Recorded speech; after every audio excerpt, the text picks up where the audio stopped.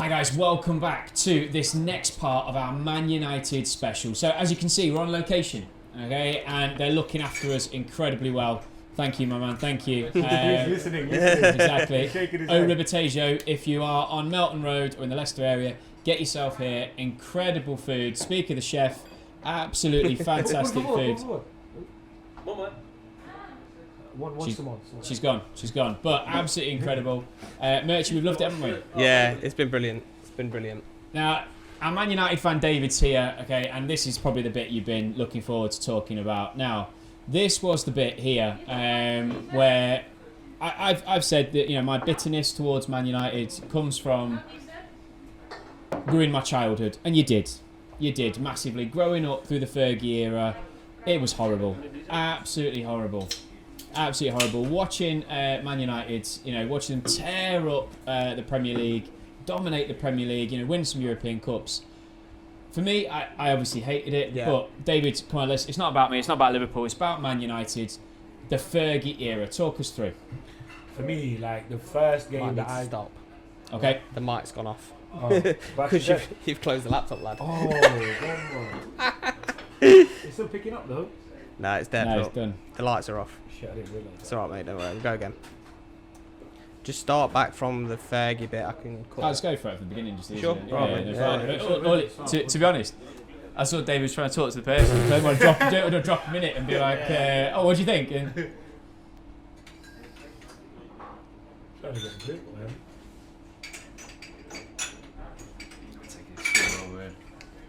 man. you all good? Yeah. Oh, good.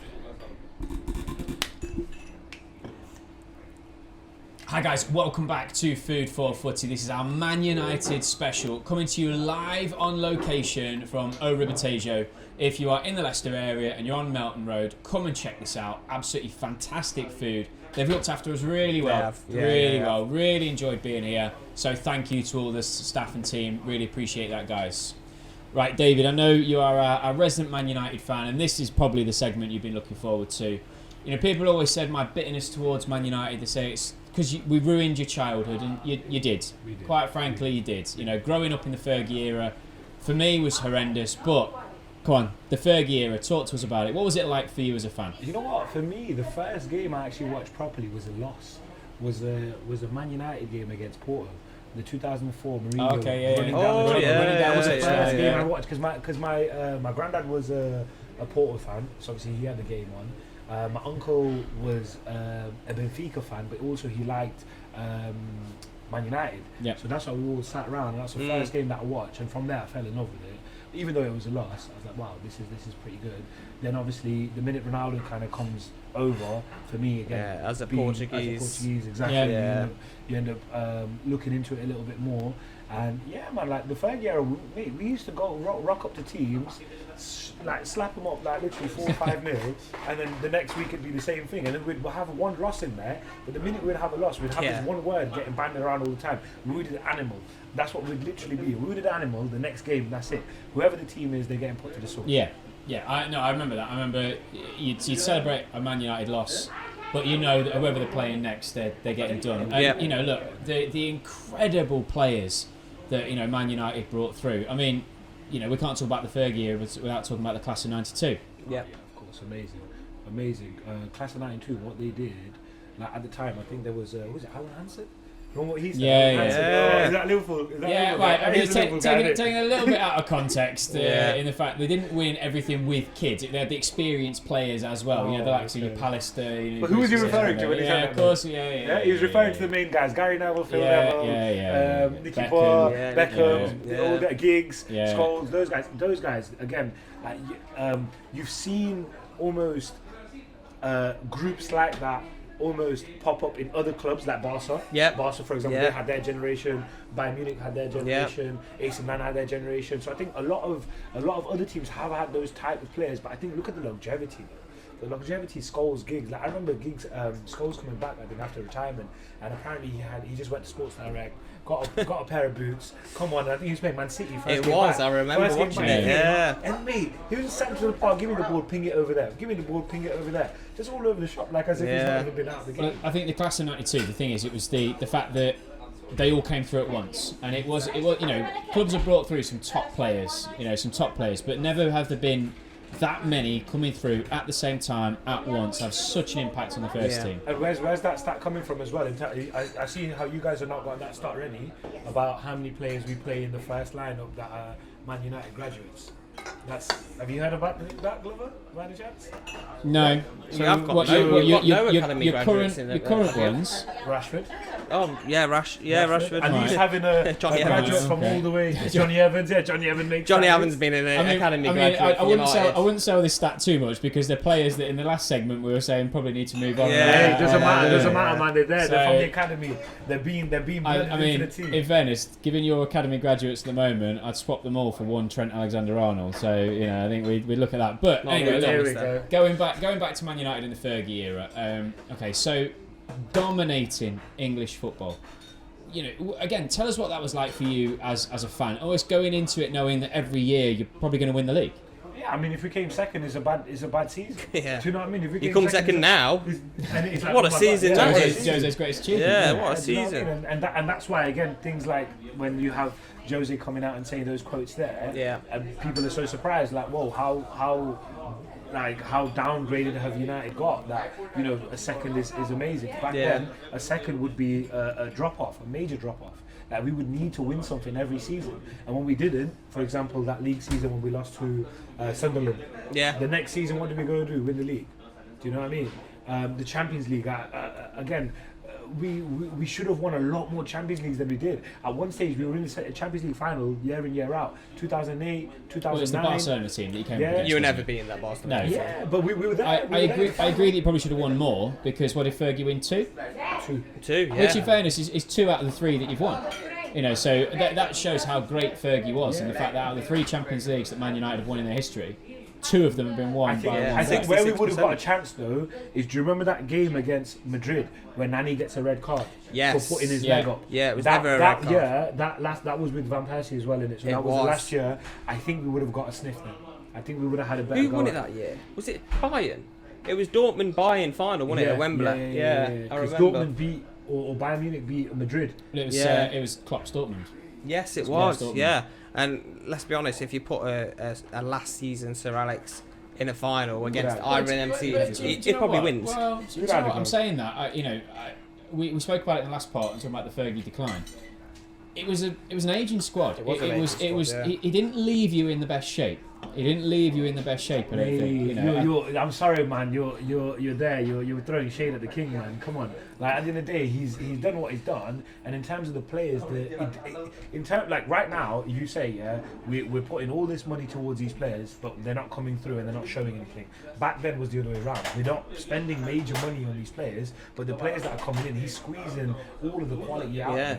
I mean, you won the league with Tom Cleverley in midfield. Yeah, but you did hit the nail on the head when you said that you lose Ronaldo, you bring in Valencia. The player that was coming in wasn't at the caliber that you needed it to be. But let's go back because we're getting back to the what happened after the result of Fergie. Talking about Fergie, you obviously win the treble. Okay, you win the treble. Was that treble team as good as arguably the team that won 3 Premier Leagues in a row? With your Ronaldo, your Tevez, your Rooney. Which was your favourite? To be fair, I think they were quite similar, and I don't want to sit on the fence and say that, but I think they were quite similar. In that team, you had 4 bagsmen. In the 99 team, you had 4 bagsmen in Ollie, Dwight York, Sheringham and Cole. And again, with the 2008, you had Ronaldo, Berbatov, Tevez and Rooney. Again, if you think about it, quite like for like almost. I think probably 2008. I think the 2008 has more quality. A bit more quality. Yeah. But again, it's not. I wouldn't say it's major. Well, the 2008 team were actually one of the first English clubs that I can remember playing a devastating front three. In the fact that you had Wayne Rooney, Tevez, and Ronaldo that was so fluid and interchangeable. You just beat me to it. What allowed that as well is having Park in midfield. Park was an absolute Park would just run. Workhorse. Park would just run and run, wouldn't he? And Carrick as well, very underrated. Carrick is fantastic, and I don't think he gets the praise he deserves. I think for it's the player because he was was overlooked at international. If he's a Spanish player, he's Busquets. Well, exactly that. And you beat me to it. He was an incredible player. But Man United, they also had this, and you touched on Van Persie, because Man United under the Fergie era, they had this almost way. The best player in the Premier League, they sign him. You know, you think about Van Persie, you think about Rooney, you think about Rio, etc.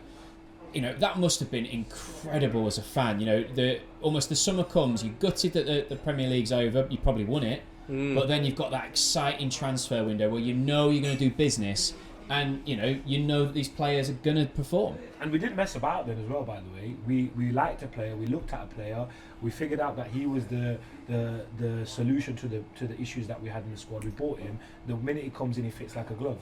Do you know what I mean? You have players at that time. You had players around, which in terms of the big puzzle, there was only one bit of that puzzle missing. Do you know what I mean? Yeah. You had those players making a lot of the picture up a lot more than that is now. Do you know what I mean? Yeah. And if you look at it there, you got iconic players in them. You got like Rio Ferdinand, top centre back. Vidic. Top centre back. Vidic, Scholes. Rooney as well. Rooney is so underrated. Like Rooney was top.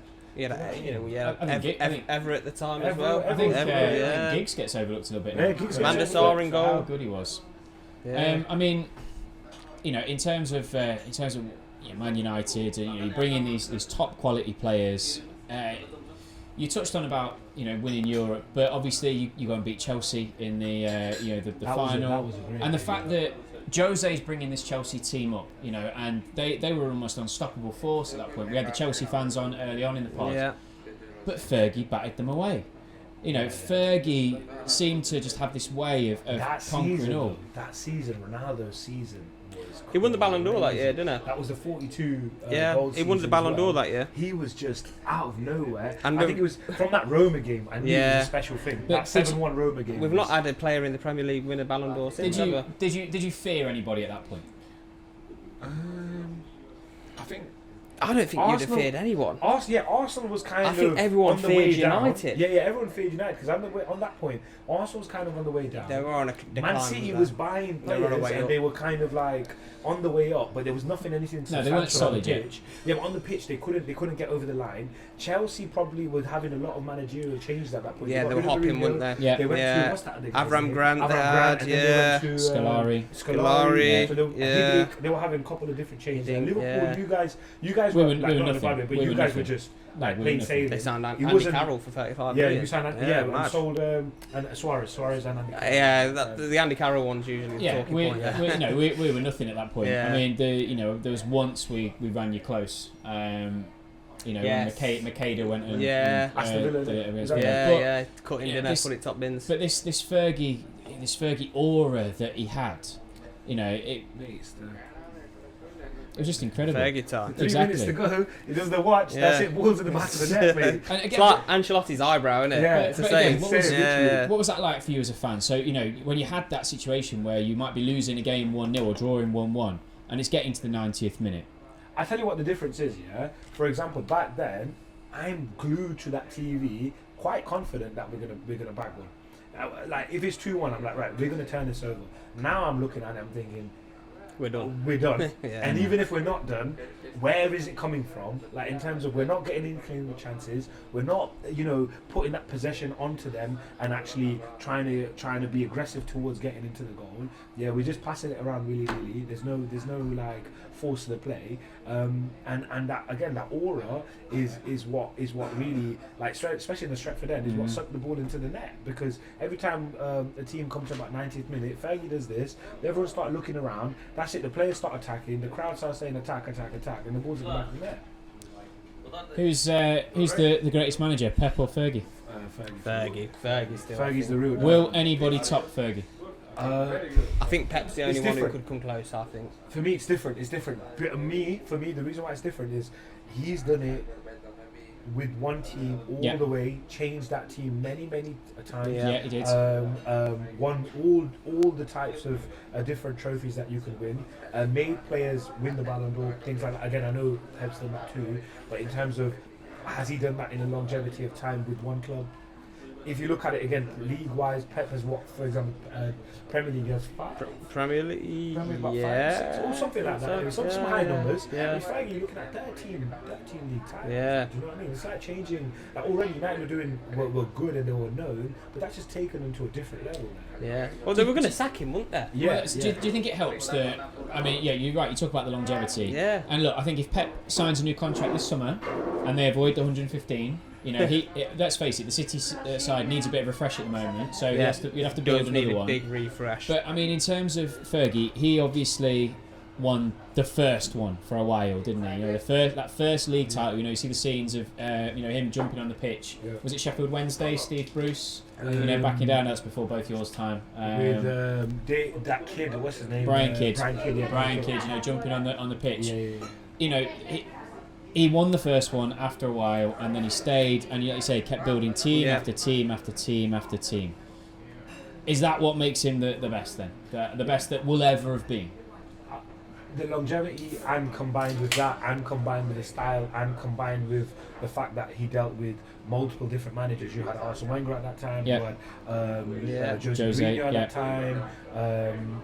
You had a couple of guys at Liverpool, Kevin Keegan. Do you know what I mean? So, and you're right. He had this way of getting in people's heads, didn't he? Because you think about Kevin Keegan. It was with class as well, though. It was a bit of class. Like it was a little bit of aggression in terms of with the Kevin Keegan stuff like that. But like it was never something like which it made like a scandal. It was never like a scandalous kind of thing when they had a battle. Do you know what I mean? It was. I think one thing that helped him is the way. He sort of had almost seemed. I mean, for me as a Liverpool fan, it almost seemed like he had the media on side in many ways. I mean, I remember Rafa's rant, the famous one. You know, I remember looking at that. I remember I going, "Yes, he's saying all the right things. Yes, the referees are against you." And the way that suddenly got turned round into he's lost the plot. But Fergie had that aura, didn't he? Yeah. He had that about him. So what was that like? That almost because right now, you said before in the first parts. That the players might have thrown Ten Hag under the bus, maybe not performing for him as well, down in tools. That doesn't happen under Fergie. You know, at no point would you have ever turned around and said, Fergie needs to go. Mate, you're winning games. Which player wouldn't be happy winning games in an environment which is set up for you to win, with players who the players who weren't happy, Fergie just got rid of them, didn't he? Yeah. You're with iconic players, these legends that have won, people like Giggs that have won 10 league titles, a Champions League, a treble. You're with all these guys. If you're a player going into that environment, if you start complaining, you're the one who gets thrown out there. Well, yeah. Do you know what I mean? And that's what it becomes. Again, that is only built though with stability. You can't just do that. Like if you're a manager who hasn't been there for long, you can't expect those kind of things from your players. You know what I mean? So I think that's a big thing as well.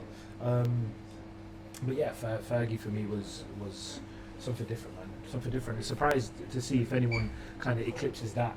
Again, in terms of trophies, Pep Guardiola will probably eclipse that. But in terms of the way he probably has already, hasn't he? Yeah, probably has. Yeah, but I don't think anyone's going to have the longevity in the Premier League. No. Yeah, that's the thing. I think he's done after this year. If I'm honest with you. I hope so. I think he's done. I think he's done. I hope so.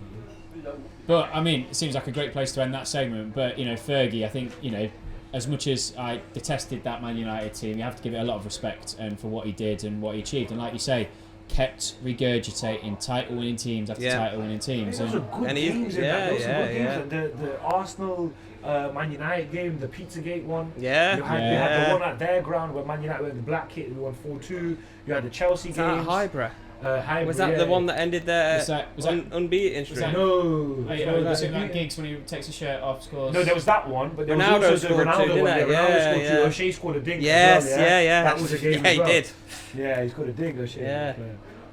But yeah, so there was some really good games. The Champions League games, the final against Chelsea, very very good final, very entertaining final. You know, one game though, which again is not spoken about quite a lot. Yeah, is actually that Villa game where Van Persie scores the ball.